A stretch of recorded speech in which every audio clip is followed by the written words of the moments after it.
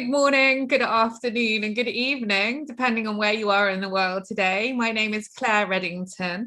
I'm a white woman. I've got a short, blunt fringe, clear glasses, and a gold sparkly top. And I'm the CEO of Watershed in Bristol in the UK, a trustee of RSC, and I have the great pleasure of chairing the advisory group for the wonderful project that we're going to talk about today.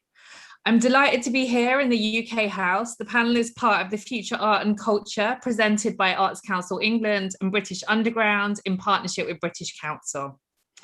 This panel highlights a remarkable collaboration, which was funded by the UK's Industrial Strategy Challenge Fund, Audience of the Future Demonstrator Programme. That's a lot of words, which was delivered by UK Research and Innovation.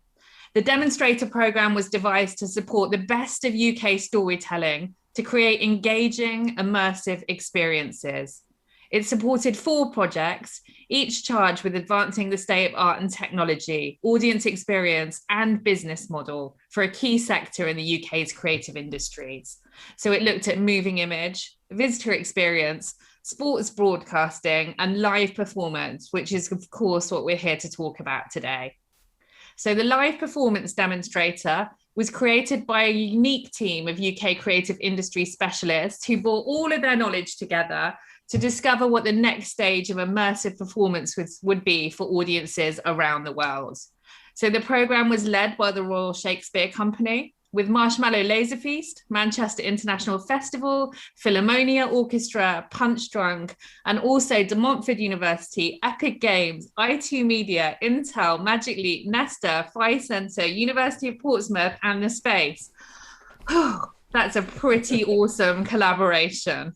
So together they've combined their knowledge and their expertise in theatre, performance, music industry, video production, gaming, and the research sector to shape how audiences will experience live performance now and in the future. The demonstrator was a set of experimental projects, one of which was Dream, and I hope you've all had a chance to enter the breathtaking forest. And today we're going to hear about Dream and also about the work that Punch Drunk did as part of the demonstrator. So that's the context, the background. I'm going to introduce my panel. So we've got Robin McNichols, who's the creative director of Marshmallow Laser Feast, who delivered the 2 a.m. slot of Dream this morning. So we're going to be very kind to him. We've got Luke Ritchie, who's head of innovation and partnerships at the Philharmonia Orchestra, and Alex Rouse, who's senior producer at Punch Drunk in Richmond. And these are the creatives from the demonstrator. We also have 2 of the amazing advisors to the project who are generously calling in from the US, where it's very early in the morning, probably not a time normal people would want to be using their brains. So we're going to be very kind to them as well. We've got Diana Williams, a producer and innovator whose career has revolved around reinventing the way stories are told, and Meriko Borogrove, a technologist, researcher, and teacher who's been at the heart of designing many of the technologies we all use today to make media arts. Panel, I'm delighted to have you. We're going to hear more from you after we've gone individually for some presentations about the projects, thoughts and ideas.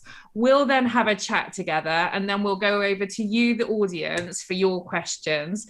It is going to be a bit of a whirlwind as we've got a lot of amazing people and quite a short amount of time, but I'll do my best to keep everyone to time. So we're going to hand straight over to Robin to enter the magical world of Dream. Thank you, Claire. I'm Robin, director at Marshmallow Laser Feast. I'm a white male with long hair and a bit of a beard and moustache, wearing a hoodie. I'm thrilled to be able to speak about a project that has occupied my life during the pandemic and beforehand. It, as Claire mentioned, is the coming together of many disciplines, lots of experts from all kinds of fields relating to arts and culture, from a research element to immersive tech, which is what Marshmallow Laser Feast brings. The story world that we've created is effectively, it has the DNA of A Midsummer Night's Dream. And I worked very closely with head of literary at the Royal Shakespeare Company, Pippa Hill. Pippa and I absorbed ourselves in the work of A Midsummer Night's Dream. And Pippa did an extraordinary job of extracting just bits, clues, visual information, characters, and effectively that allowed us to build a story world that we presented and populated with different perspectives within a forest. It was important for us to create these different perspectives that celebrated the magic and wonder of the natural world. And we wanted to push against the stereotypes associated with A Midsummer Night's Dream in terms of twee Tinkerbell-esque fairies. We did a more of a creative exploration there where we thought, do you know what? We're using a games engine here to realize this production. And different to the stage, we can defy the laws of physics with these character designs. They can manifest as swarms of moths or live as vast mycelia networks under the ground. And I think that this is a part of the essence of why we kind of picked A Midsummer Night's Dream as the source text, but then why we effectively, other aspects of A Midsummer Night's Dream, such as the fact that it features a play within a play. And I think one of the connecting aspects of all the consortium members is our interest in the meta. And I hope that what we've presented, for those of you who have seen it, is that there's clues there to acknowledge our contemporary setting of a play within a play. We use the latest gaming, theatre and immersive tech in the work. And we've collectively focused on making it human-centric. So despite embracing technology, we've always believed that this needs to empower the performers and the creatives like myself, Luke, and the broader creative team, especially the acting company. And what you see using real-time motion capture at its core is a story world that comes to life by the actor's movement. And that's not only puppeteering avatars, but also addressing practical problems, like we have a 7 by 7 meter stage or motion capture volume that they move around, that we present to an audience. 7 by 7 meters becomes 7 by 7 kilometers. And so all the kind of challenges of suspension of disbelief and working with technology first and foremost to try and convince people that these actors are actually in this vast forest. Their movements, as Luke will go on to talk about, I imagine, will involves interactive audio as well. And again, in the spirit of empowering the actor, the difference with real-time mocap versus what is traditionally quite a painting by numbers, laborious process, is a game changer. And it's a game changer because in the past, when you would carry out a motion capture shoot for, let's say, a film or a game, there's a cleanup post-production process that takes place. We don't have that luxury within a live show like Dream. But what we do have is the opportunity to improvise, to discover happy accidents, and embrace exploration further. So it's about uncapping the creative potential, enabling that.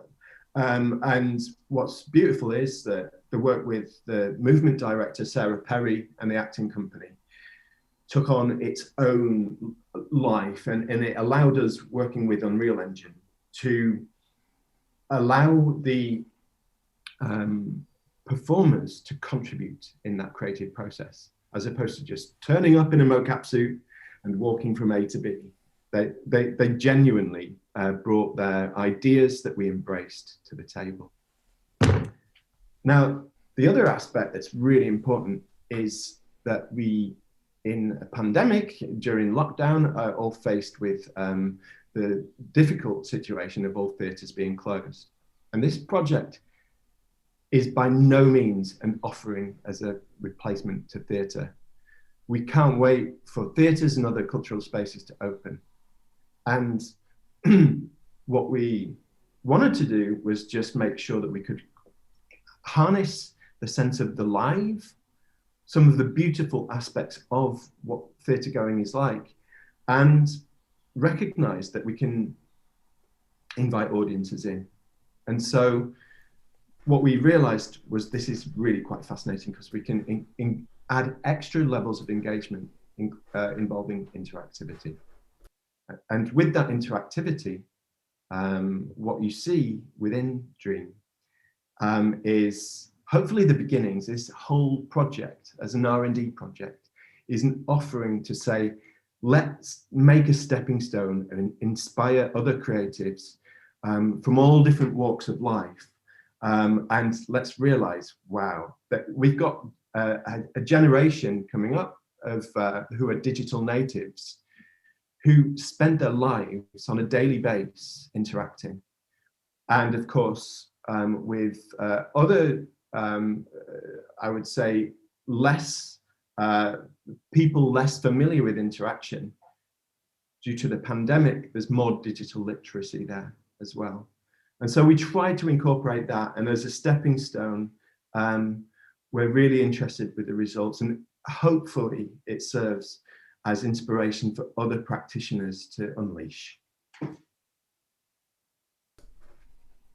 Robin, thank you very much. Perfectly to time, and just setting the scene for us so beautifully about the potential and the reality of the research project that you've undertaken. We're going to go over to Luke now, who's going to talk about the making of the sound world for Dream. Great, thank you. Yeah, my name's Luke, and I'm Head of Innovation and Partnerships at the Philharmonia Orchestra.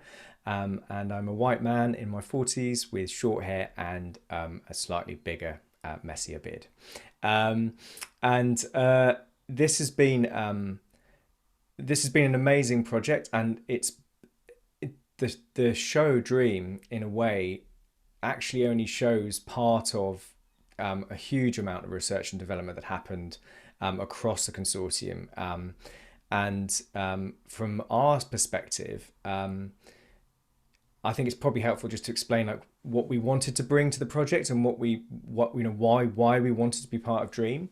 The Philharmonia have made a lot of immersive experiences for over 10 years, starting with big projection-based experiences, and then moving into virtual reality, and then into spatial audio and augmented and mixed reality, and now into the games engine. But actually, conceptually, it's really been very simple. What we're trying to do is we're basically trying to take the audience and put them inside the orchestra, wrap the orchestra around them, and also just make the orchestra visible. I think that the orchestra is actually invisible to a lot of people, or they find it inaccessible. They think it's not for them. They don't know what the rules are. And I think like Robin said, we can't wait for the concert halls to open, but actually they are a barrier for a lot of people. If they're not invisible, a lot of people don't know when to clap, they don't know what to wear, and I think all of those barriers are a challenge. And so the reason we do a lot of these digital projects is actually to either take an audience member and let them walk through the orchestra at their own pace, enjoy it in a way that they want, and to pick up the orchestra and take it somewhere unexpected, whether it's in a big building or in a VR headset, or now plonking them in a games engine with this big collaborative experience. So we really wanted to reach new audiences, and it's been such a genuinely collaborative process. It's been fantastic. But I think going back to the conceptual work we've done, actually, it's always been very simple. In a way, it's been quite a traditional broadcast model. All of our immersive pieces, ultimately, we're showing what the orchestra does. The audience comes and watches, and we try and break those barriers down. But ultimately, it's usually been quite a passive experience. And when we have tried to engage with making our work more interactive, we very quickly realized it's very hard. And we found that we were asking questions that we suspected people in the games world and in the wider tech world had been asking decades ago. And we felt like we really needed to collaborate to learn about that. So for us with Dream, I think that obviously the main thing we wanted to bring was the music, and I think some big lush orchestral music, and the music in Dream. There are 3 excerpts from 2 contemporary works, one by our principal conductor and artistic advisor Esa-Pekka Salonen, and one by a wonderful composer called Jesper Nordin, who Esa-Pekka introduced to me a few years ago. And he's a fascinating person because he's also a coder and created this wonderful interactive music engine called Gesturement, which I'll talk about a bit more. But then we also wanted some unapologetically lush, beautiful revel as the finale. And those bits of music have a real emotional resonance for me because for all of us, because they were the last full-scale recording session the orchestra did before everything stopped. It was on Friday the 13th of March 2020, which I thought was going to be an unlucky date, but actually it felt very fortunate. We could feel the shutters coming down, and so we captured that music for what Dream was going to be, a location-based experience in Stratford last year, and then the pandemic just changed everything, but the music has remained. So I think there's just something wonderful about the communal experience that is an orchestra, and it's a big human lovely thing.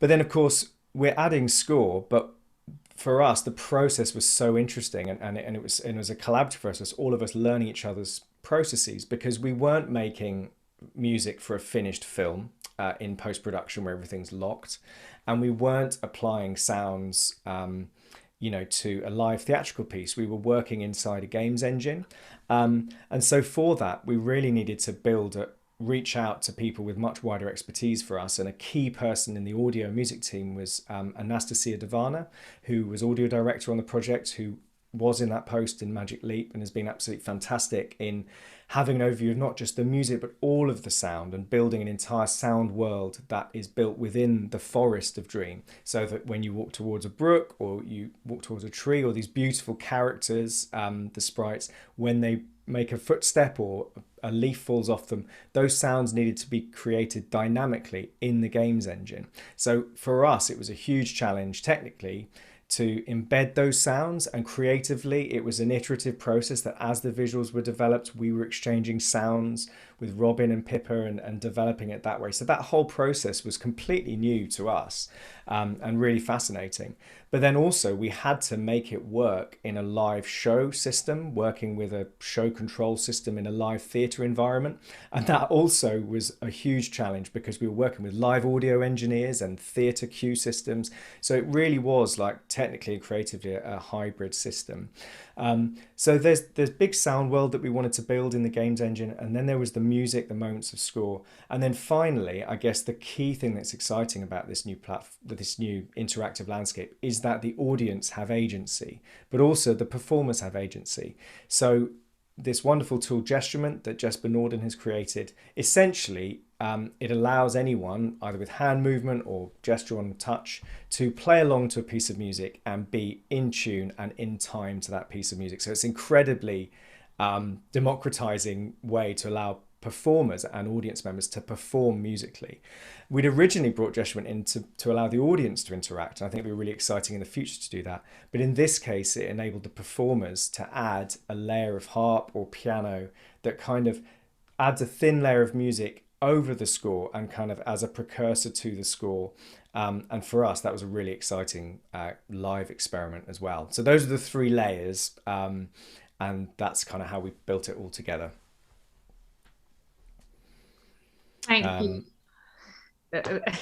Were you yeah, done? I'll stop there. I'll stop there, Claire. You don't need you can carry on if No, I've it's jumped okay. in too early. Okay, we'll come back. Thank you. That was beautiful, like transporting us into that sound world, but also I think on the necessity of the collaboration, which has been such a huge part of this. No one partner, I guess, could have delivered anything like it on their own, but the coming together and that enables the level of innovation and experimentation. We're going to hand now to Alex, who's senior producer at Punch Drunk in Richmond, to hear about the projects that they did as part of the demonstrator.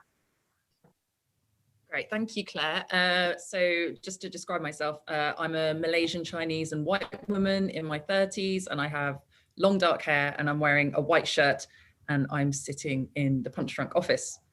So I just want to firstly congratulate Luke, Robin, and the whole team of Dream for what you've achieved, but also for the openness with which you've shared it with industry and audiences. And I think what really excited me in watching it was how what you did transports us to magical places that we can't necessarily go to in theatre. And I think about that in relation to Punch Drunk's work, where we sort of take over big warehouses, you have a big design budget, but that idea that you created a sort of a 7x7 kilometre forest for us to explore with you and performers was what felt truly magical to me.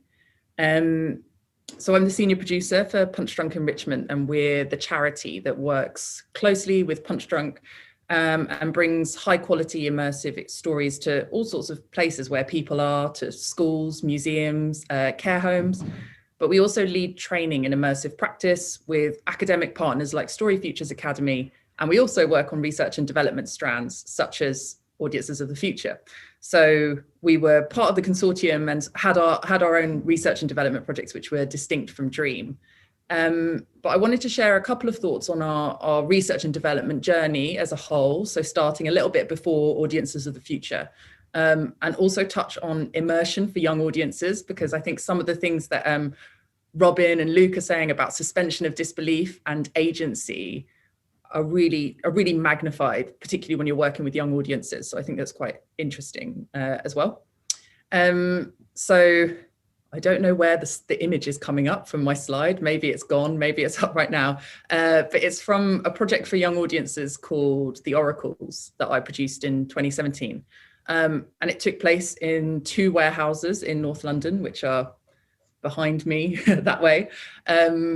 But what we built in those warehouses was called The Village, and it was part of a conscious decision that our artistic directors, Felix and Pete, made to really invest in research and development over a 5-year period for our audiences of adults and children. Because we have the established show format where you wear a mask and roam these incredible spaces like in Sleep No More in New York and Shanghai. But we were really beginning to explore and lay the groundwork for what was next for both organizations. And one of the first things that we did was tackle the audience relationship between digital and physical spaces. So this is what we did in The Oracles, and we ended up developing a video game which school children explored in their classroom, discovered a village, and were then invited by the villagers to join a mission in real life. That's a very pithy way of summing up, trying to sum up what it was. But that mission lasted for several weeks, back and forth between our digital and physical worlds. And there's plenty of information on our website, including some fascinating research on immersion for young audiences. But the takeaways for me were how fascinating it is to world build for young audiences who so naturally believe that a digital and a physical world are one.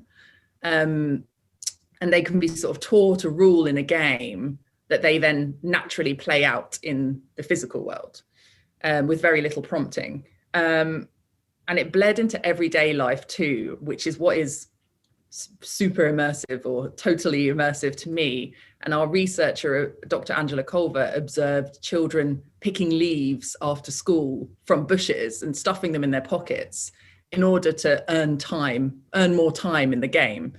So I sort of reflect that young people are so much more willing and able to suspend disbelief than us adults, but they also have no preconceptions about what theatre is or should be. And what they were experiencing was very much part of their world. So screens, games, classrooms, school trips. And another layer, I think, is that none of these young people have bought a ticket to a show. We brought it to them in much the same way that Dream is sort of going into schools or going into people's homes, but we brought it to people where they were, and it was played as real. The young people also had considerable agency to affect the narrative, so they were an essential protagonist within that, that made it sort of all the more immersive. And it was, totally a joy to see how audiences reacted to that, but there were definitely gaps in the experience, all kinds of bits of tech that weren't working that we had to cover up with performance. But it was really the sort of first step for us in that kind of cross-platform experience in that way. So Audiences of the Future and the Innovate funding that we received was the focus of sort of 2019 to 2021 after the Oracle's research and development. And this is more geared towards adults. So how can we suspend disbelief? How can we give more agency? And how can we really center the audience member in the story?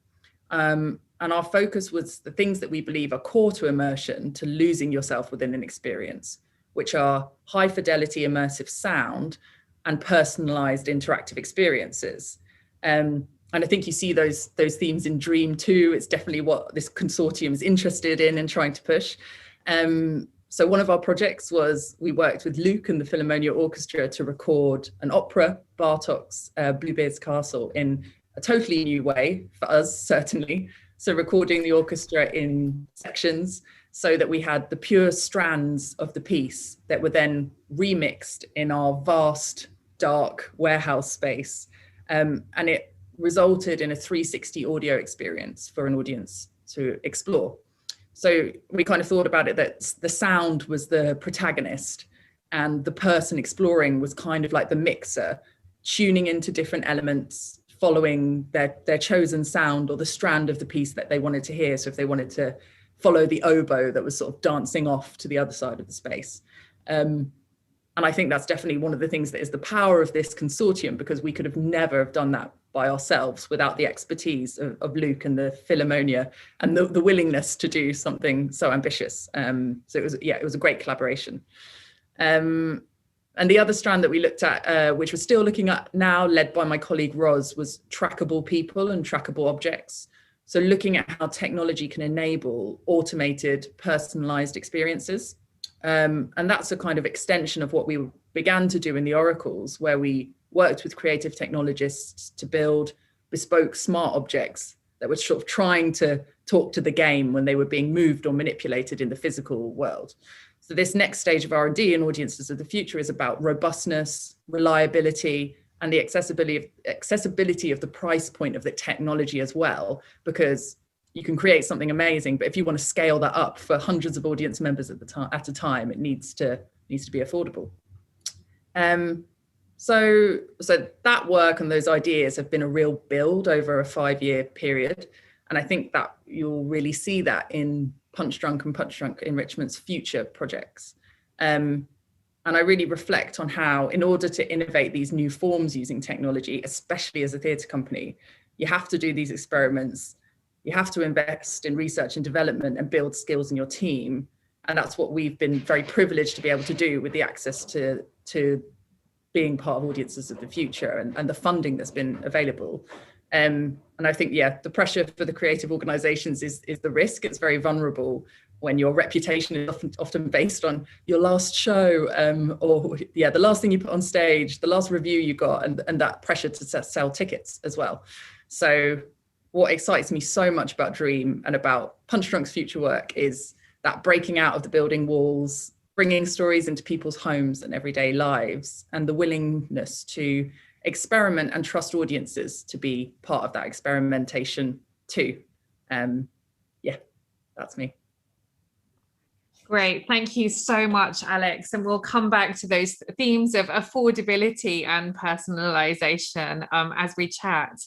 We're going to hear now from Diana, who we've had the great joy of having on the advisory group for this project. Diana has recently set up a company, Kinetic Energy Entertainment, thinking about how we move audiences into new forms of storytelling. And that's really a lot of the input that Diana has given the project. So we're going to hand over to Diana to hear a bit more about how she's been thinking about audiences in relation to this project.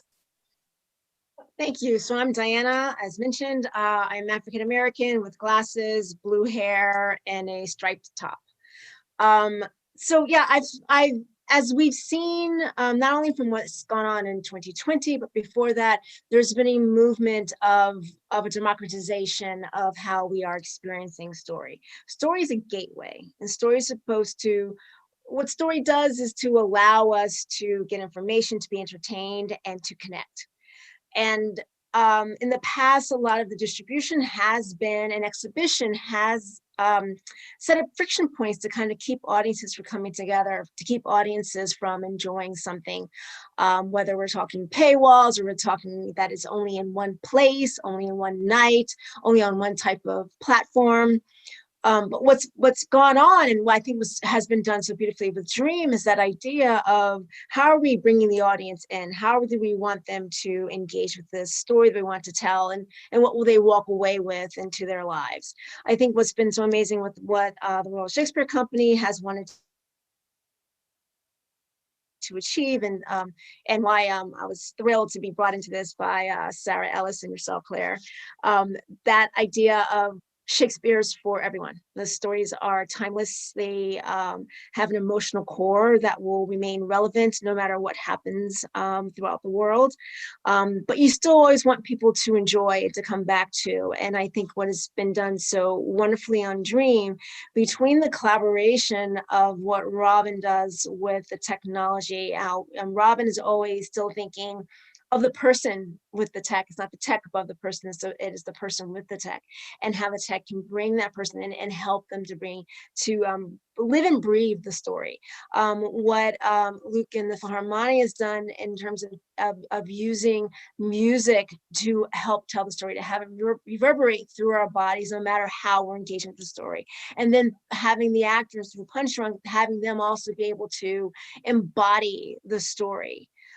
We're all asking just for those access points for the audience to come in, as well as that idea of you come in this store, enjoy this story in this way, and hopefully you'll continue down that hallway to find the story elsewhere. So it's always about bringing people back to the original text at some point.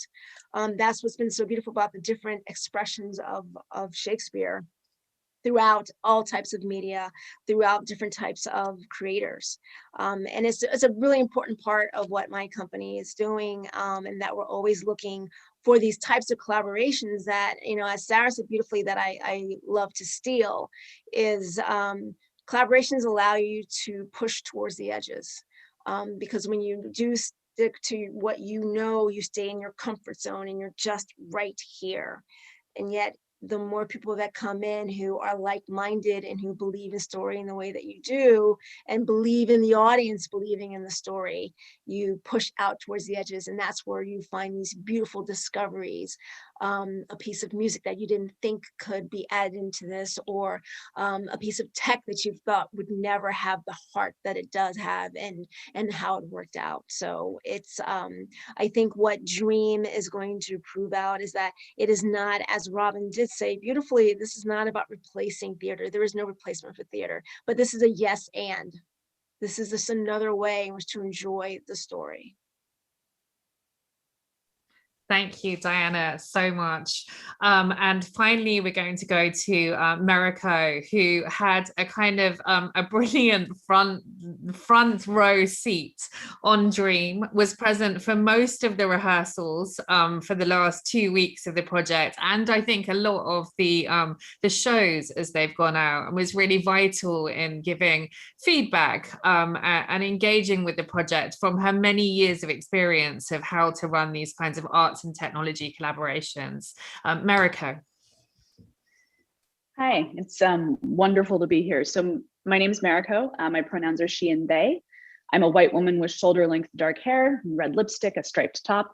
And as Claire says, I'm your wildcard engineer on the panel. And I'm an independent now, but I spent over 22 years at Apple, where I designed and built graphics and media technologies and products. Things like QuickTime and the first iPhone, the live streaming technology that all of this is built on, the iPhone cameras and AR.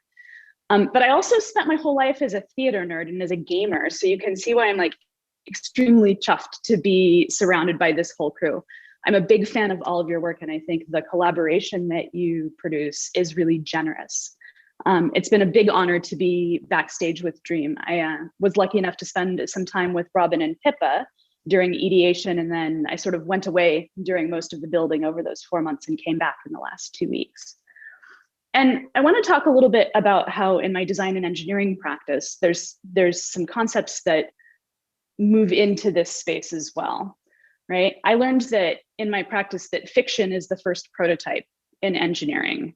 And I also learned that there's really deep power in the moment when technology starts to catch up with imagination. Really, it's like there's a golden hour where you start shipping prototype as product, or, you know, in this case, a production. And that's when you really make great new things that have a sort of step function change. And it's really clear to me that live and immersive theater are critical to the invention of the next generation of user interface. You've heard everyone talk about agency. You've heard them talk about interaction. It's also clear to me that the currently emerging technology, especially the sort of way that it's getting into everyone's hands, will really power the next wave of live theater. And as everyone says, I don't think there's a replacement. Diana's statement that this is yes and is spot on. But all of it is centering agency and equity and inclusion, and we have an opportunity to use this technology to make these places and spaces more accessible. And so I feel like Dream is really special in this space, right? Both as a prototype demonstrator, but also as a full production. Because this is that time where we get to learn, right? We learn in the making of something, we learn in the performing of something, and in that conversation with our audiences or our customers or the people who use our products. And like to talk a little bit about that in these last 2 weeks, I might get in a little bit of trouble for this, but I'll start with the observation that everybody's talking about the collaboration, but the many groups and disciplines that came together to make Dream, they make each other really uncomfortable on a good day, right? They have different stresses, they have different jargon and languages that they use in making their work. They have different priorities at the same times in a schedule that are pretty different. And, you know, I'm not talking about the pressure of a very fast deadline in a demonstrator project or the pandemic that we're living under right now. And so that's a lot of differences to get through, but there's also things that theater and technology practitioners have in common, right? We excel under non-hierarchical leadership. And I think we've had some brilliant instances of that, recognizing Sarah Ellis on this front. We also embrace new ways of working and being experimental. And so over the last couple of weeks, I watched the Dream folks do all of that from half a world away, mostly over Zoom, which is interesting. I attended the technical stream test. So if you're in a gaming environment, you could think of that as a level playthrough test. In media, that's like their stream and your load test. And in theater, like that's a full technical run through. I also got to attend more classic open rehearsals where, you know, actors and a camera person or a motion director or a writer might be workshopping segments over and over inside this emerging world that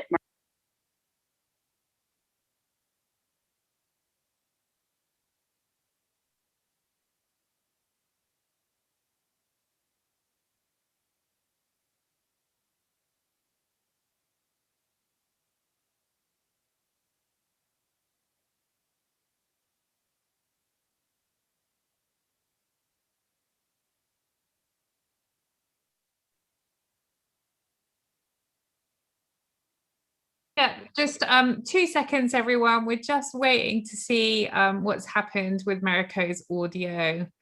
It's maybe it's having a tiny nap wherever she. Am I back? I feel like I might be back. You are back. Great. And you were so in it as well. Carry on. All right. So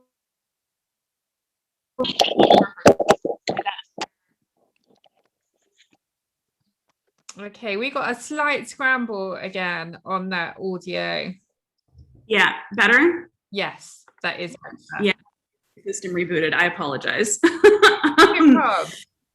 So right, you were workshopping these segments, and so I'd write notes, and I'm in California, so I'm offset time-wise, and I'd send them off usually after folks in Britain had gone to bed, and then I'd go about my day and wake up early the next day, and I would see the change in what was happening in rehearsal, which was pretty interesting. So I witnessed these changes move from really independent and discrete advances from each of the groups, whether it was a technology advance or a piece of story, to towards the end of the 2 weeks, it was really clear that there was an acceleration of the goodness because the tech and the story and the performance and the camera all started advancing together and finding their own languages. And nobody told me.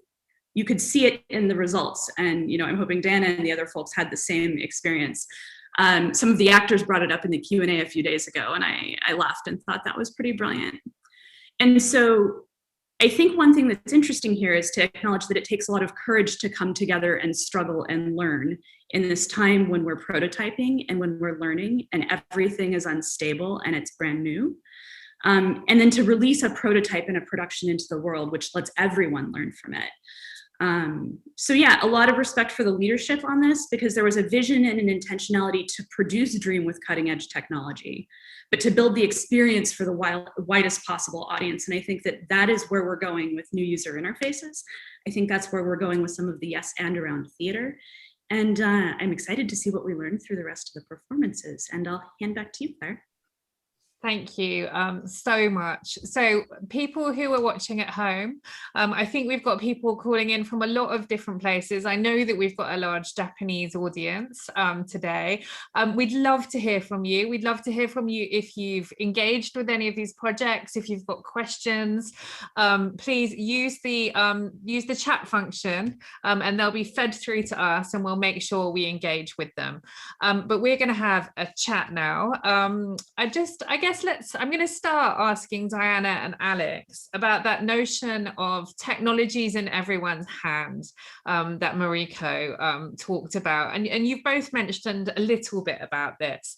I guess the fact that Dream wasn't in VR and was on essentially any internet connected device really surprised people. In fact, most of the press didn't seem to get it into their heads that it wasn't a VR experience before they engaged with it. How important is it to you to think about the audience, where they are, what experience they're bringing, rather than the technology delivery platform? So finding the audiences where they are. Diana and Alex.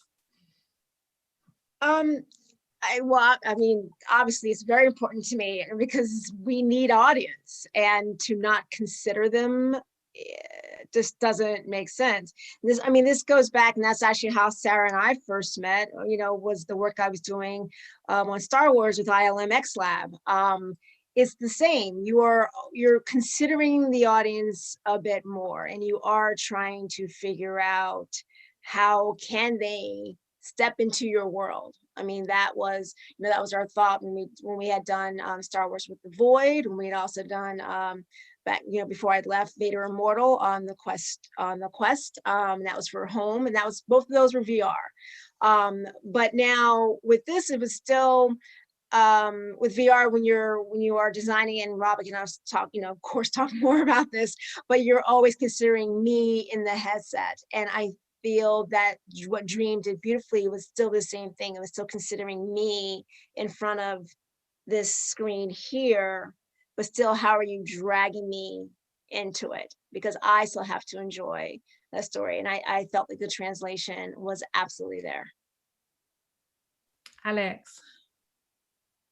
Yeah, I think watching Dream, part of me had a desire to explore that world in a VR headset. But I think about how Dream really felt like a communal live experience. And I think until everybody has VR headsets in their homes and everybody has VR headsets in schools, that's not what that experience needed to be to bring people together and have that kind of shared journey. I think also when you think about resource, and I think about, one of the best VR experiences I went to was Robin's a Marshmallow Laser Feast. We live in an ocean of air. I hope I got the name right. It was a couple of years ago, but so incredible. But the resource, the people, the equipment, the small audience numbers in order to be able to deliver that.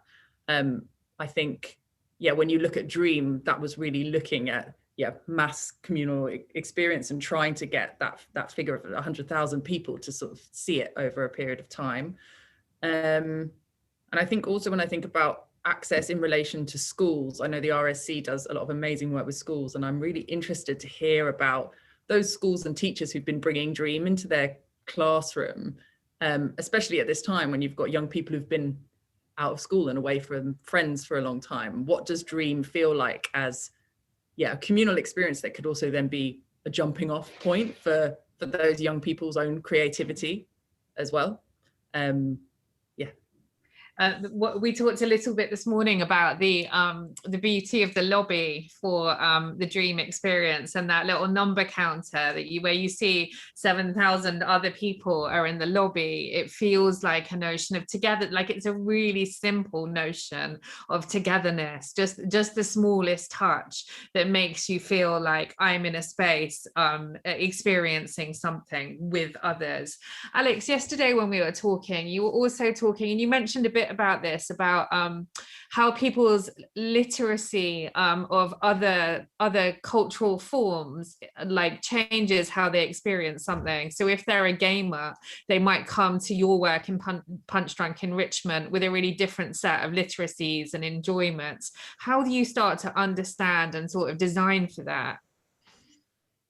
Yes, that's interesting, because I think we're still in a place where the sort of mainstream understanding of experiences very much silos things. So you've got your games press and your theatre press, but I think what we were talking about was when you sort of logged into Dream, the visuals and that lobby and the way that you begin to interact and sort of explore is very much through a language of gaming, and realizing that games are a high art in the same way that theatre is as well.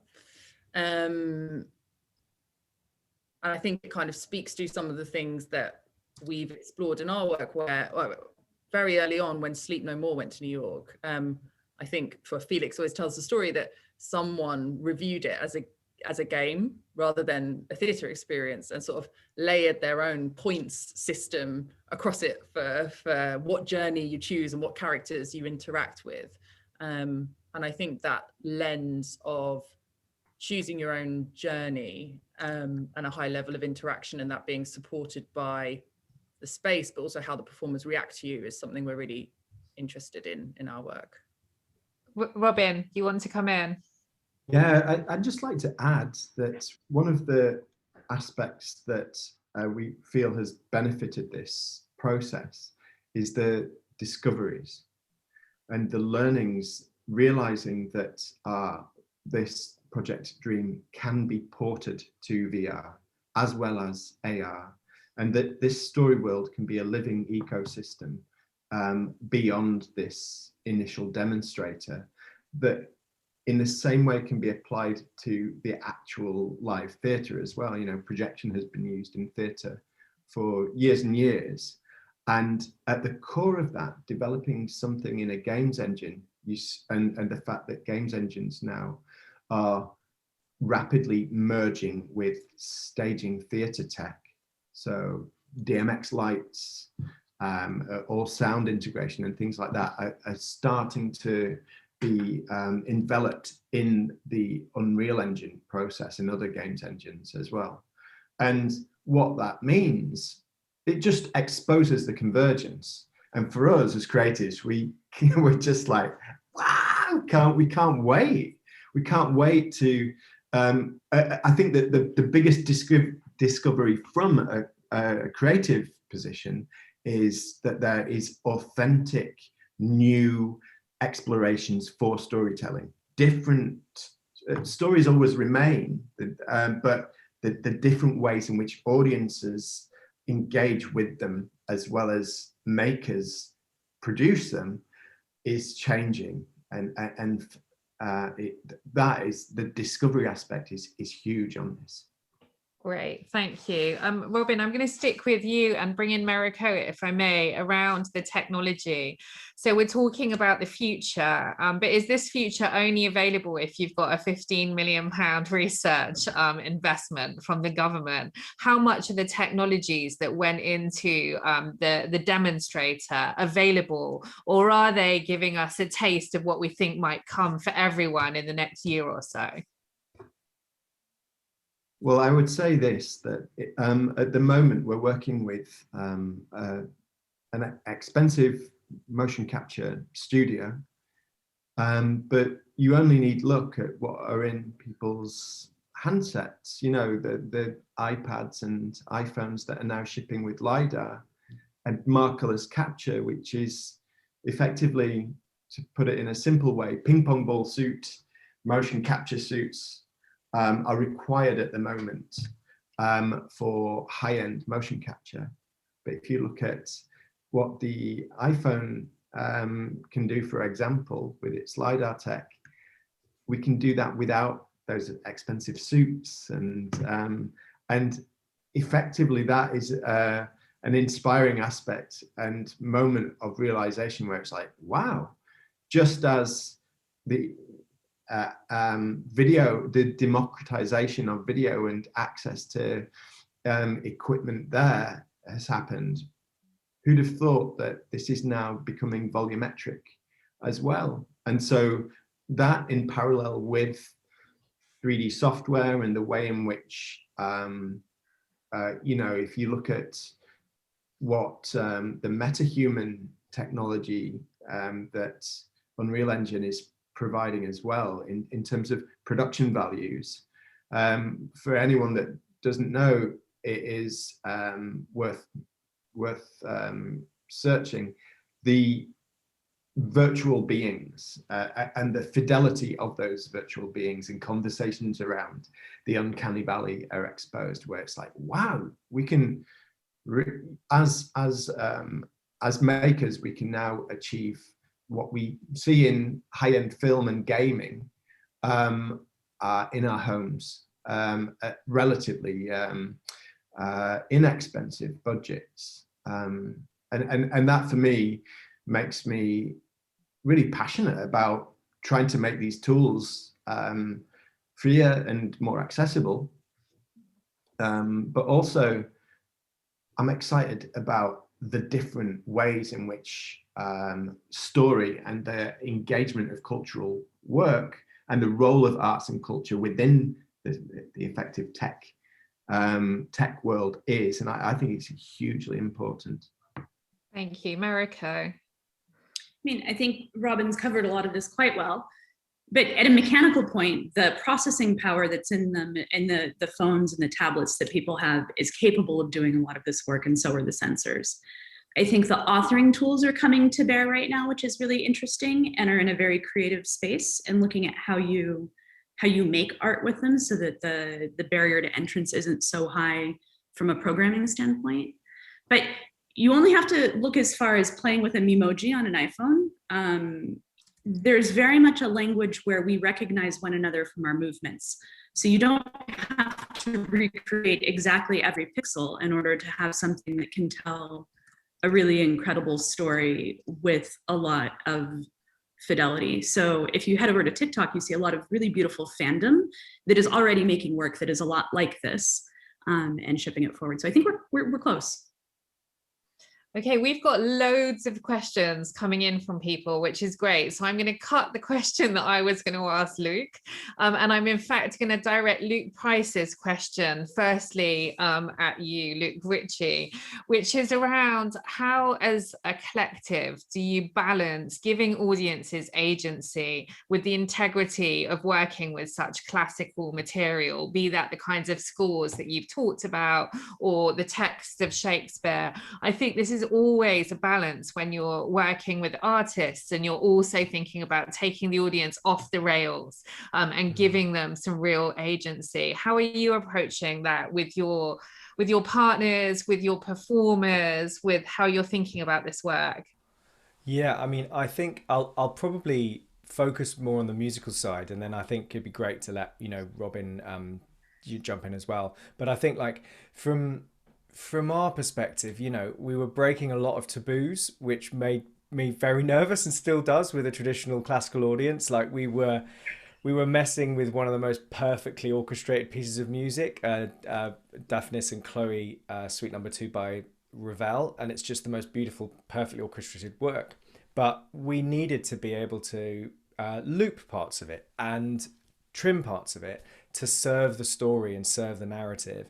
And so, Esa-Pekka Salonen, our principal conductor and artistic advisor, he was like, he takes a view of like, we can't be precious about this stuff.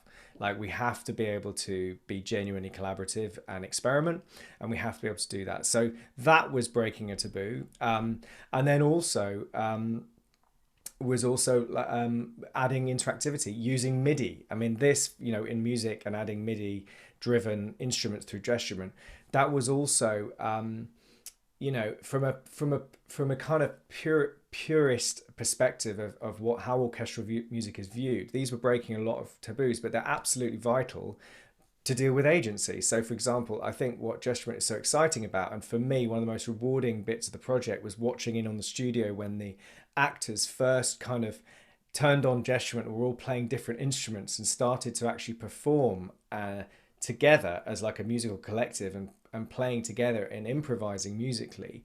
And we gave them that agency, and then that changed the shape of what was being developed. And I think what was so, I just feel like everyone on this project has been so genuinely generous and taken real risks. So for me, I mean, if I'm honest, I'm still wrestling with the pull between narrative and agency, but I think we have to allow, we have to empower people to have agency and then actually flow with the results. And actually, from a musical perspective, that for me is actually one of the most exciting bits of like, what are the implications of this for composition? I think that people who are going to work in this space and compose music, and maybe compose something collaboratively with an audience or with performers in a form of live performance improvisation, that's completely fascinating. And so I suppose I'm being quite focused on my area, but you know, for us, in a way, the wonderful freeing thing about music is it's not necessarily narrative focused, but it's about performance. So that, I'm not quite answering the question, but it's my kind of musical answer. That was perfect. Who else would like to come in on the narrative agency question?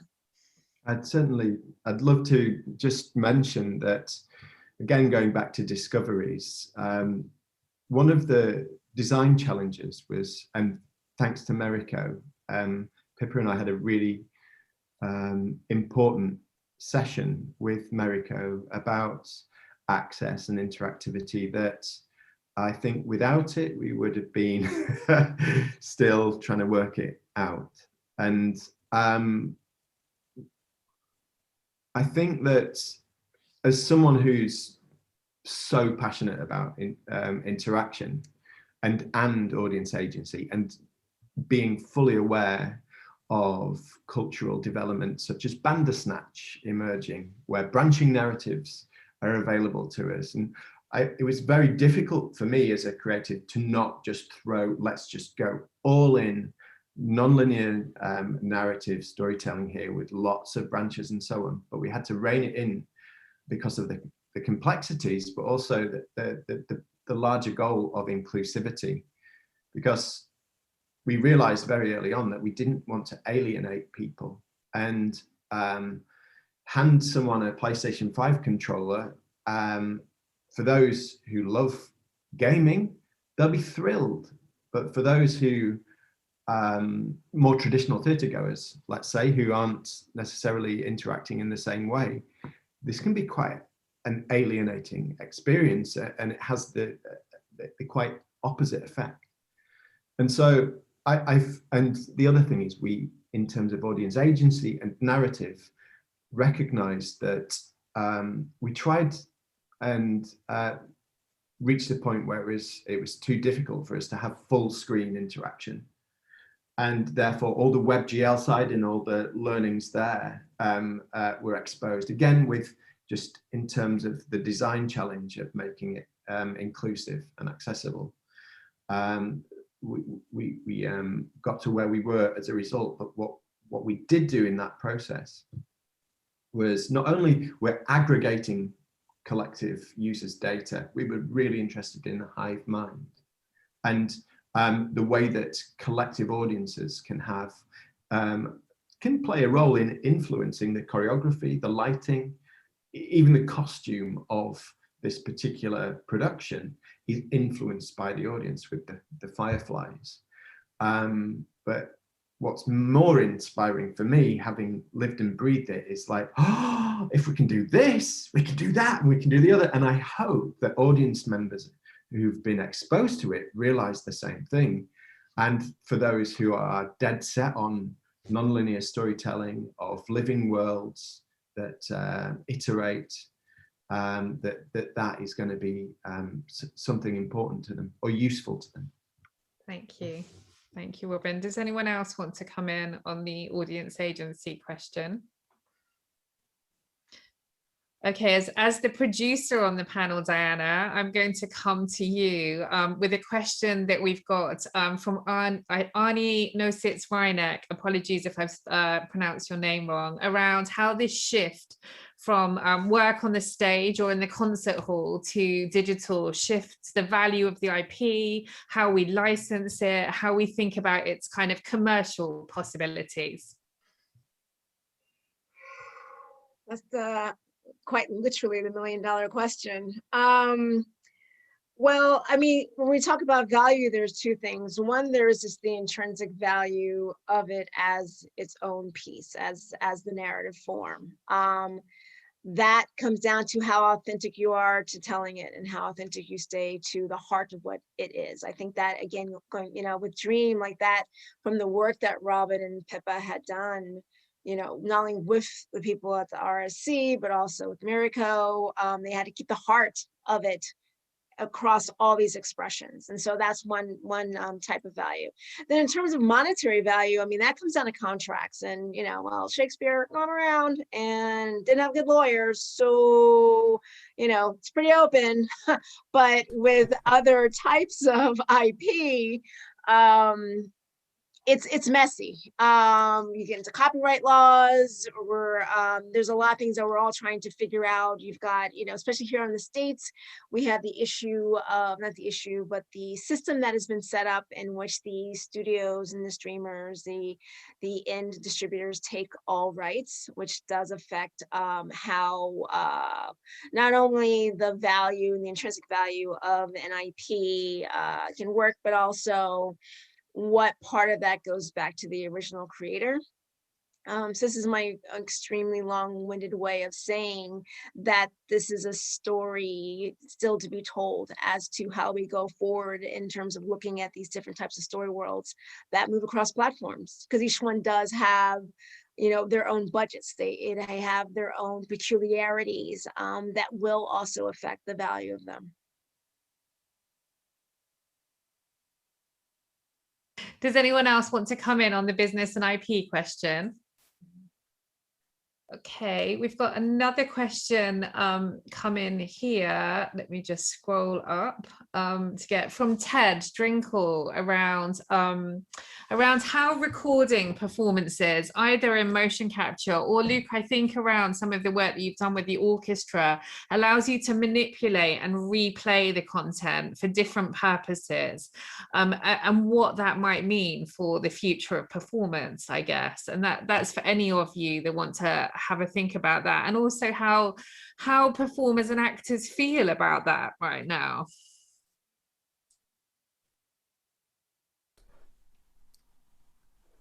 I mean, I mean, for me, I think, as I said before, I think in a way, going back to IP, there's actually some freedom in some of this work's out of copyright, so we can take a bit more license than we would. So we're lucky that way. But it's funny, some of the stuff we've done that's been open source or been generous has actually had the biggest reach. So the Philharmonia, like way before I started, I think in 1999, the orchestra did an open source sample library. It recorded every single instrument and every single note and put it online for as a free open source sample library. And that still gets we still get a quarter of our web traffic is people just finding that and saying thank you, because it's one of the only decent open source sample libraries that people are allowed to use. So I think I really get excited about tools like Gestument, or if we could provide those kind of tools to allow people to collaborate and create music. And again, as we've been speaking about, these people have the processing power in their pockets. It's just actually giving them resources. That's really exciting, and something, yeah, it's one thing I've always wanted to do, is try and recreate that for these environments. I guess partly Ted's question is about liveness, isn't it? And how Right. important was it that it was live? Or could we be playing out this stuff, Robin? How important to you was it that it's live every night? Or could we just have made a great feature film that we played out to people with a bit of interactivity? Yeah, the liveness gives it a unique moment in time for those people that are engaging, but also for the performers as well. And so every showing of Dream is different. And I think that with that, it just exposes how, if you take film and you take the process of film to shoot it, edit it, lock it, distribute it, you know, that's one way, a very good way of telling a story. But I think what we were interested in was like, no, this is using a connected world. Let's allow this story to bend and flex, and let's present ourselves with these challenges that, like, how the storytelling and the writing process becomes very different because of that. And so for us as makers, it's fresh snow. It's like this unexplored, well, I should say it's explored a great deal. And when I was studying CD-ROMs and the internet, that was where things were. I was studying TV and film, but these were emerging. And I think observing that those levels of interaction and realizing where we are now, it is still in its infancy in terms of the depth. And you only need to look at the way in which the human capacity for interaction and multi-screen engagement to realize that the live aspect is huge. You know, sometimes it's in a way like a live football match, but I think it's or a live sports event, but it's different because at the core of it is a story world and narrative structure and process of storytelling that that we feel now more than ever is two-way between the makers and the audience. Thank you. I'm going to close by asking each of you to reflect on a question that we've got from Asako Tamura from Sony, who I know some of you have collaborated with in Japan. And they've asked, what's the most important thing when bringing people with different talents together? For example, bringing together artists, engineers, in thinking about new work. So what's, you know, we're thinking about the conditions for creating collaboration. What's the one thing that each of you think is the most important thing to bring about or to make sure you entertain? And we've got 5 minutes, so that's about a minute each to give me your closing thoughts. We'll begin with Mariko. So, you know, I think for everyone to come from a place of humanity and understanding that most of the time when you're in a collaboration, you have a shared and common goal you're working towards. When you're in that place of struggle, if you can find the ways to remind yourself that you're struggling toward the same thing, it might allow you to step back from the place where you're centering yourself or your perspective or the challenge that you've got, and be able to come to the table and find a common thread and a common place to connect. But I think that's the biggest piece for me. Thank you very much. Luke? I think I've just tried to be open and fearless, and I've tried really hard to be fearless the last few weeks. But you know, I think everyone has been really, in a positive way, I think everyone has been so open and kind of put out there our best hopes of like what we hoped it would be, and kind of it came together. But I think that is something really hard to do because we all have completely different priorities and working processes and pressures, and then all of the extra pressures. So I think that would be, for me, the thing that you try and hold on to. Thank you. Diana? The ability to, you have to have the time in which to allow everyone, to Luke's point, to find their hope, to discover where their fearlessness is, and then to Mariko's point, for the commonplace. I think what happens is that people rush too quickly into projects that do involve so many different types of disciplines, and everyone has a different challenge. Everybody has a different pain point, production cycle, budgets, everything, and you need to have the time for everybody to throw their everything on the table, and then to sift through, and then you all come to, this is how we're marching together. I understand your pain, I understand what you are awesome at, and this is how we're all marching together. But you have to have the time to get there. Yeah, absolutely. Robin? I would say trust is the biggest aspect within the importance of this. I agree with what everyone said up ahead of this, especially Diana, with regards to time. Time and access is a privilege, and recognizing that. Well, moving on, the trust was the biggest aspect of this, and that is cultivated through, mainly on this journey, the EP group, the producers that cultivated that, created a positive atmosphere, protective force fields, the space for the creative process to take place, and effectively the protective shields for when stuff is this project is very high risk, with extraordinary pressures from funding bodies, from life, COVID. You know, it threw a lot at us, but it was also the thing that because the atmosphere and the culture that was generated was trusting, generous, and effectively quite a loving atmosphere. It meant that we could get busy and throw ourselves at the work. And I think from a creative position, to be able to obsess and live and fall in love with the work and absolutely breathe it day in, day out, it is something that I'll be forever grateful for, within what has been the most difficult time for our, in recent history. Thank you, Robin. Alex?